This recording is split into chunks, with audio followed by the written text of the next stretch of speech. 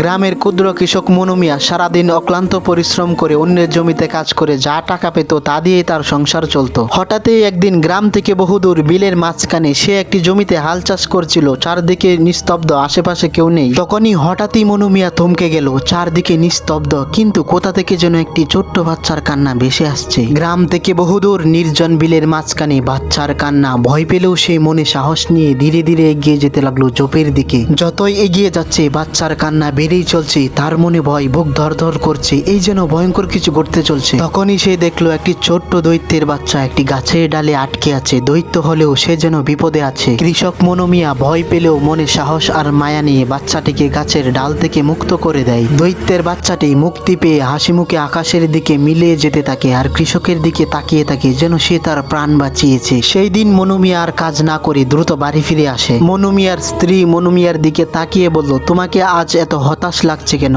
আর এত দ্রুত কাজ শেষ করে কি করে এলে? সেই দিন রাত গভীর হয়। মনু মিয়া এবং তার স্ত্রী ঘুমাচ্ছিল। হঠাৎই দরজা টস করে আসে সেই দৈত্য এবং তার বাচ্চা।